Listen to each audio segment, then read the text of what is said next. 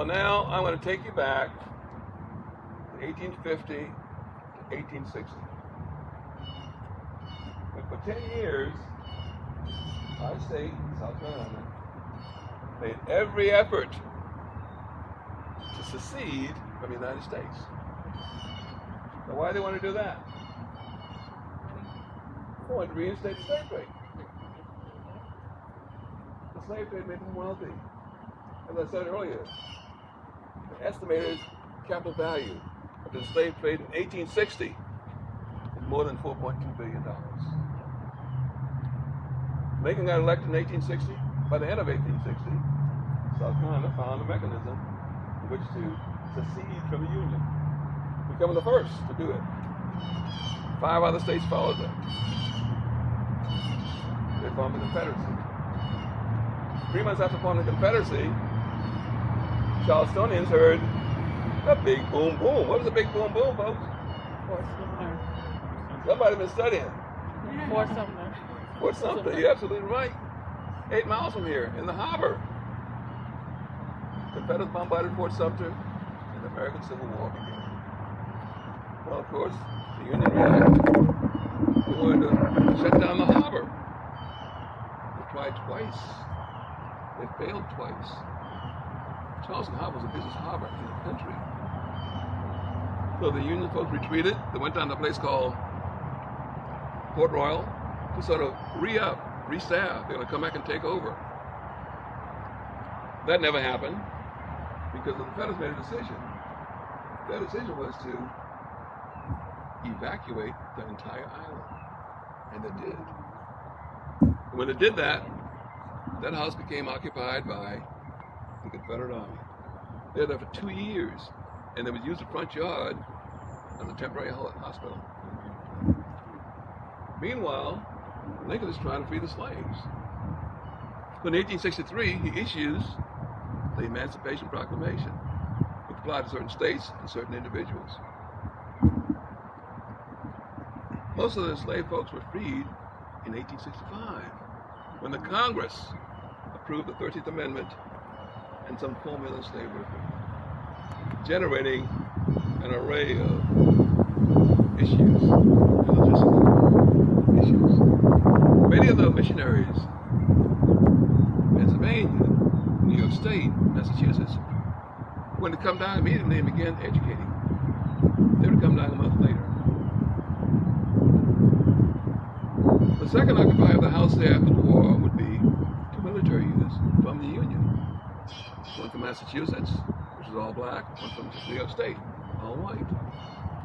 They came down to set up the house for the Freedmen's Bureau, an agency set up by the Congress to help folks adjust to the way of life.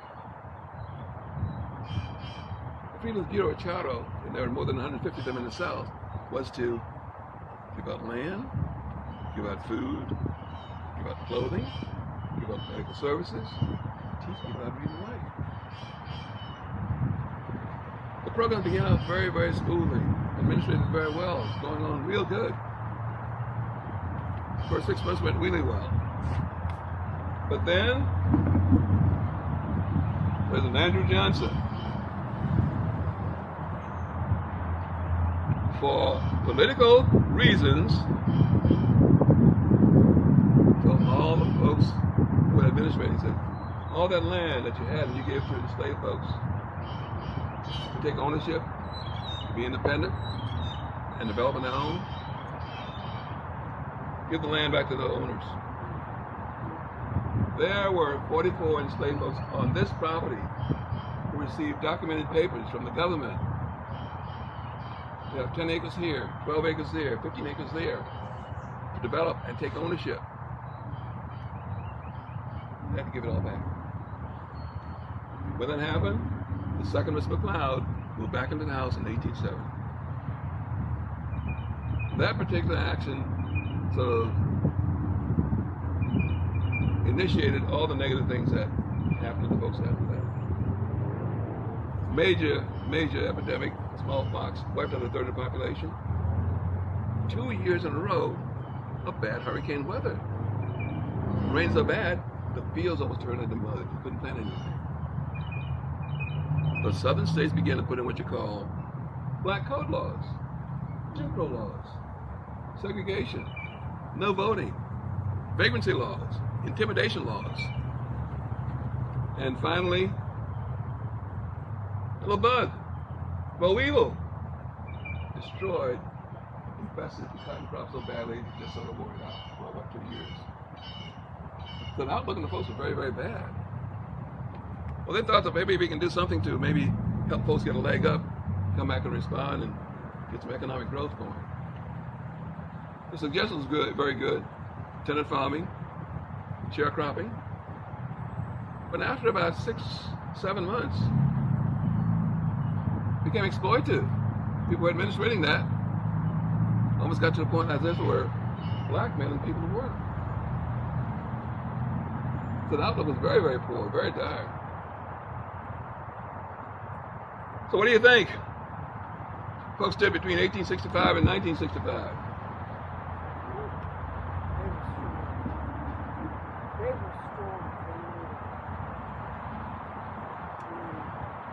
The Great Migration, folks. The Great Migration.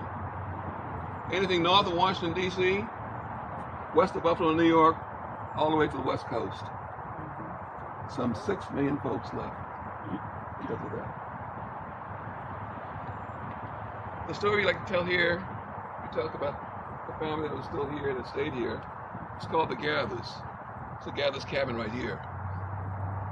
Sorry, what's the name? Gathers, G-A-T-H-R-S. Miss Gathers was born there in 1945. At the age of 12, she and her family left that cabin to move into Charleston. She ended up getting a high school diploma, and she was later trained as a nurse's aide. Goes to work one day, her supervisor says, Miss Gathers, I have a new assignment for you. The assignment for Miss Gathers was to return to the place she was born and become the nurse's aide for the third Mr. McLeod. Yeah. Full circle. First. Well, he recognized the name, the family. He hires her. They worked together for about 6 or 8 weeks. After that, she goes to him and says, well, there's still lots of things I want to do for my people. He accommodates her.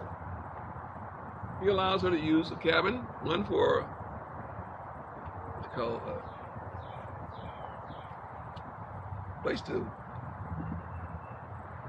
make food or sell food. Mm-hmm. Another place with a clothing center. Mm-hmm. This area became somewhat of a schoolhouse. They taught people how to read and write. Keep in mind, the Gullah Geechee folks were very, very religious. So, the Gathers' old house becomes a church. And she comes here for a while, but every 2 weeks, and she gives stories about the Bible. You look inside that cabin, you'll see above the fireplace where she actually stenciled on the wall Bible verse that she taught her courses. Miss Gathers passed away about a year ago. She's 76. But she would still come here at least once a year, maybe twice a year, and just to sort of share stories. I met her 2 years ago. And of course, when she would see me, she would stop me. And this one day, she had just read an article from the Georgia Historical Society, which stated that things like geographical or religious denominations, but also had a survey about attending church attendance. And she was anxious to tell me that. So I sat down with her and she said, well, I'll tell you that 35 to 37% of Americans go to church every Sunday. And some parts of the country, African Americans, 38 to 39%. And she said, the part that I really like, the part they did in Georgia, where in this county, they did a survey of Gullah Geechee people going to church, and their percentage was 43 to 45%, and that's us. Yeah, well, that's true, but you know, I got to tell you the truth. That's not my percentage. In all honesty, my percentage is a work in progress. She sort of smiled at me, patted me on the hand, and said, That's all right, son. I ought to pray for you. Those people live in these homes, cabins, until 1990. That's last year. Anyone lived here? This year when Mr. McLeod, the third McLeod, turned 104. He and his three sisters who preceded him in death never got married, didn't have any children. But he wanted to designate it to an organization. So he gave it to the Historical Society in Charleston. They, in turn, gave an offer out to a very, very zealous institution. They wanted the world to know that they won the bid and what they're going to do with the property. Major mistake. Because once they got the publicity going, they said what they wanted to do with this property, it backfired. The article that's put in the newspaper said, once they get this property, they're going to turn these fields into soccer fields. They killed the sale. So they had to withdraw. We picked it up 7 years later, at the time, as a historic site. That's where we are today. So as I wrap up with you in this presentation, I want to share with you a little bit of the background of the Gullah Geechee people and why their dedication was so strong in maintaining an identity and sticking with their religion. Two things I want to share with you about them. After the Civil War, what helped them was the fact that they became geographically isolated. And I'll show you what I mean. When I show you this map of Charleston, the greater area in Charleston here, and you see those little white letters there, those little white letters represent 35 to 50 islands. At the time, no bridges, no land links, totally isolated, very little outside influence from outside the world. Geographically isolated. And that was a good, solid 75 to 80 years before things began to change. And so they didn't have to go anywhere. They lived off the land, they lived off the water, and they kept to themselves. But then, progress happens, things change.